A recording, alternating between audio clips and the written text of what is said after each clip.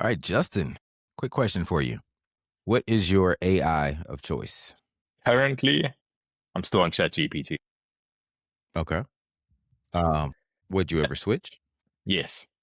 And in Why? fact, it's been on I think I would possibly, it would be an excuse to explore more of what is offered. I've become quite used to using ChatGPT, and fair enough, there are lots of aspects of ChatGPT and there are a lot of things that it can do, but I've got quite siloed in my use cases for it. And I think I'm going to say forcing myself to use a new platform like Hmm. Claude would force me at the same time, while I'm learning something slightly different, to expand the horizons or expand my understanding of what it could potentially do for me. That would be my main reason for moving at this stage. Yeah, well, here's the thing. I get that question a lot. Which LLM should I use? Which one's the best? Which one do you use? And here's the thing I tell people. You do not have to be in a monogamous relationship with AI. You can use more than one LLM. I use all of them for different things. They have different specialties that I like to go to different ones for. So I've been using Claude, I've been using Gemini. I don't really use Copilot. I toy around with Grok a little bit. I've been using Perplexity. It excels in research. I've been on ChatGPT the longest, obviously, because they were kind of the first to come out with the public facing LLM.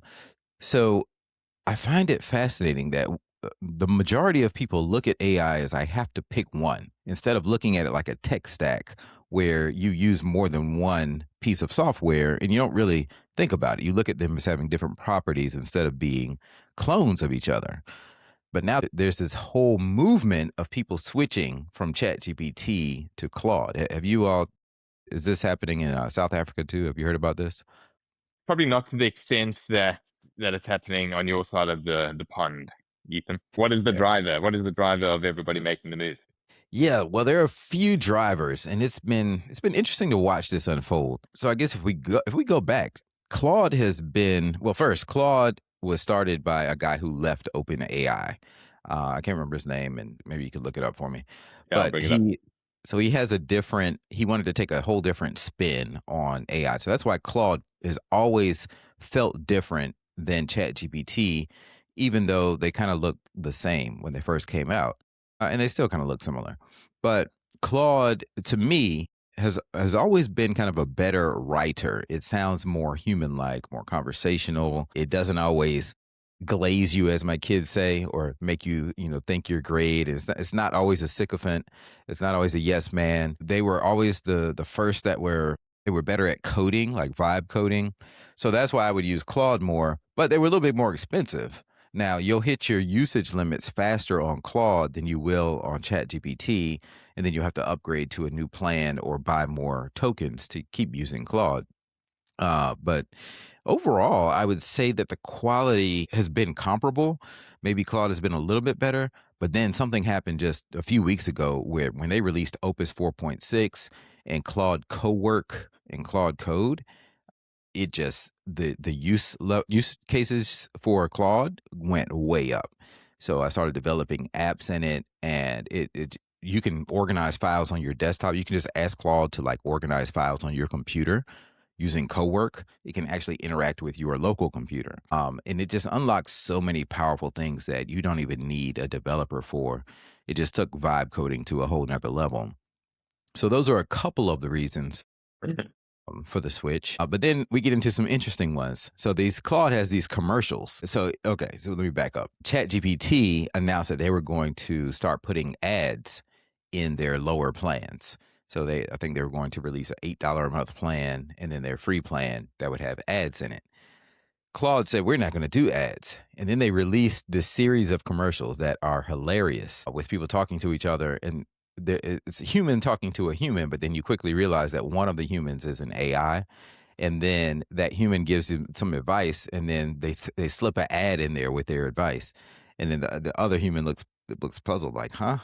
And then they play like this gangster music. It is they're hilarious commercials. If you haven't seen them, just go look up Claude commercials, and they're great for a laugh.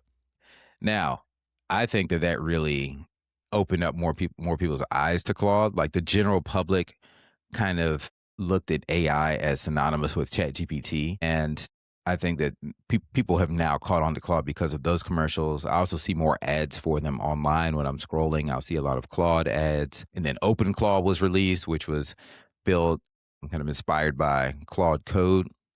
And then this is the big one.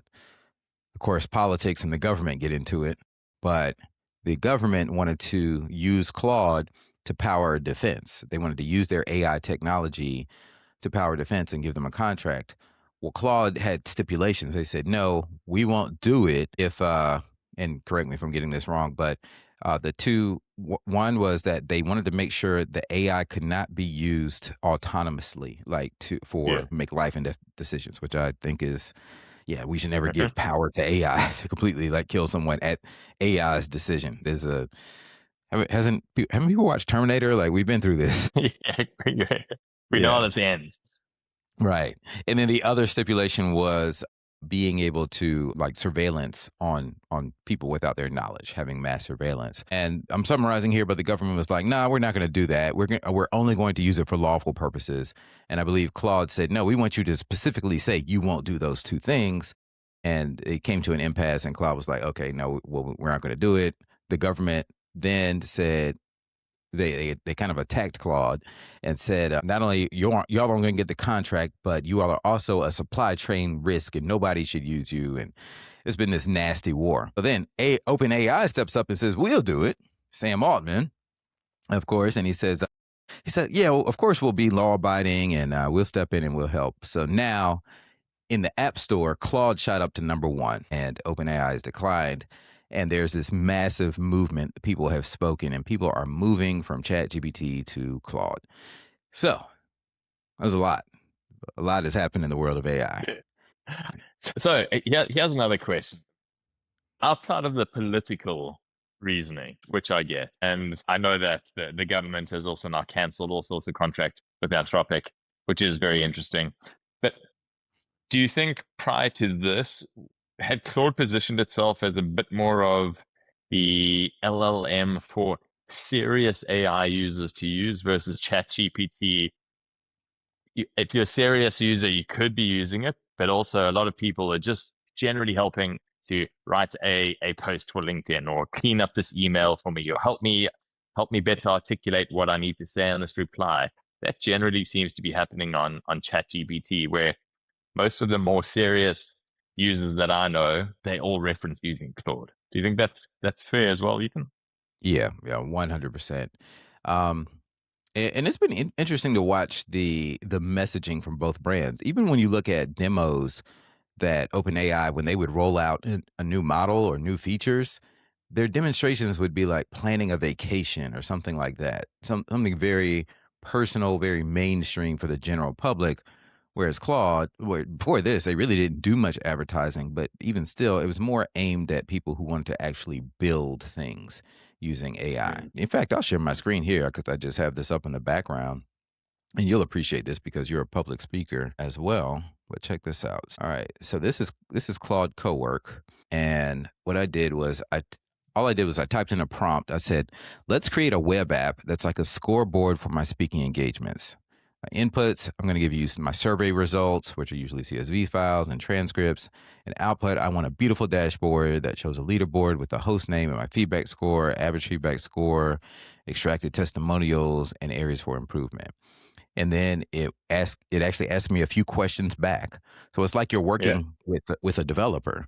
And then it's like, okay, got it. And these were like multiple choice questions. And then it just started working. And I said, it said, "Go ahead and upload those CSV files." And I was like, I don't even feel like going through the effort of downloading the CSV files and uploading them. I said, "Can you just connect to my Jotform account and get the results?" It said, "Sure, let me do it. You've got a lot of No way. forms." It just does it. It just did it. It found all my forms. It imported all of this, and this was just in a matter of minutes. Now check out the result over here that it built real Mm, time. Just average score. that's quality. I mean, no, I did not do any coding. This was just plain English. It has this testimonial slider. It went, so haven't even gotten to the point. I didn't even upload my transcripts to it yet. It just pulled this from the surveys. Um, so you have And to are, go are with. those in your, is that your CSI? Those your brand colors? It did. Yeah, it went on my website and it looked at my brand colors. Did I told it to do Interesting. that at some point? Yeah, it was in one of these questions that it asked me. It said, "How do you want it to look?" I said, go check out ethanking.com and just kind of make it in those similar colors. Now I can go in here and tell it to give me different fonts, and then of course this will give me the code. If I switch over to code mode, this is the code. I can just copy and paste it. I could just take this index file and just upload it to a website. This could be live on the web, and I also asked it to update on the background on its own. So this is all like you don't have to be a developer anymore. I'm not a coder, and it's just crazy that the average person is able to do this. World has changed. The world The has world has changed. changed. Yeah. It's where, what is something that you wanting to build now that you know you can, Ethan? What is something? So I mean, you just showed me that web app, which is amazing. But what is something that you have realized because you teach it so much, you speak about it, you teach it, you help organizations implement AI to make their lives easier, to automate a lot of processes. But what is the gap that you've noticed that you're like, hey, I want to build that thing, and now I know I can without having to necessarily be a coder?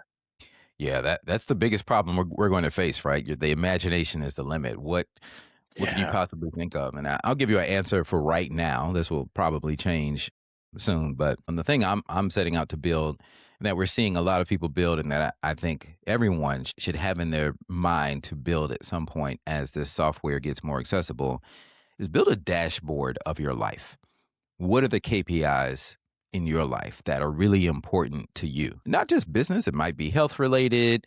It may be time spent with your family. It could be revenue, profit. It could be financially related. But think about the most important metrics in your life that you want to measure. Create that dashboard, and then have your to-do list on that dashboard. Anything you need to do to move towards those goals. And then now I'm not telling you to do it. Ask AI to build this for you, and it'll walk you through the process about where to get the source material from. And then you can actually have AI be your assistant, have Claude Code be your assistant to help you get things done off of your to do list. So you're working with it like it's a human or like a team of humans. Because so Claude Code will actually go and create its own sub agents to do things for you. It thinks that deeply, and it will help you knock things off your to do list. Not only AI, before we think of it like a thought partner, right? That's the way that we use ChatGPT to help us write things, help us think through things. Now we go from thought partner to action partner. It will help you think through it and actually do it in the real world. So the sky is the limit. That's the imagination. But think about, what would you want on your dashboard, and make it. I like that. Yeah, it's a great use case. It really is. And totally part of that dashboard though, because I mean, again, it's where do you start and where do you end? So what are the three most important things to you in your life right now, you and your family right now, and put those in the dashboard so it gives you a visual aspect or visual representation of where you're at and how do you improve that score. Yeah, I like that. Great use case. Yep. Awesome. So we'll leave people with this as a king move. There are steps. How do you switch to Claude? Um, and it's funny, Claude has a landing page for this. You can just Google switch to Claude without starting over, and their article will come up. But they have a whole page. It's at claude.com/import memory. And they walk you through the exact prompt that you can put into ChatGPT or any LLM. So I did this, and it basically says, the prompt says, I'm moving to another service and need to export my data. List every memory you have ever stored about me, as well as any context you've learned about me from past conversations. So Hmm. ChatGPT remembered so much stuff about me. It was super long. I had to put it. It actually tried to truncate my memories the first time I did this. So I switched it to ChatGPT thinking mode, and then I added a sentence to their prompt. I said, "Do not shorten, truncate, or abbreviate any memories." Then it goes on to say, "Output everything in a single code block so I can easily copy it." So then it'll put out all of your memories, date stamped, what it remembered about you, and then you copy that, and then it tells you where to go in Claude in your settings, and then you paste it in there. And then in essence, you can pick up where you left off, and Claude will know everything about you that ChatGPT knew. Yeah. Love it. Busy making notes because I'm going to start my migration. You've sold me. You've sold me, Ethan. Yeah. Listen, download Claude Code, and it'll seem overwhelming at first because just like the first time you use ChatGPT, it's just an empty field. Like, what do you want to do Yeah. today? So ask it to do something simple, and then you'll quickly start to see how it works. I mean, I showed you my example. You could do the same Mhm. thing. You're a speaker as well. You could do something like that. Or you could just say, hey, clean up the files on my desktop, organize them however you see fit, and it'll start doing it. It'll ask you for permission, but you'll quickly start to see how it works, and then it'll unlock other ideas that you could do. Love it. Well, this was super helpful to me, so I'm hoping it was for the listeners as well. Thanks.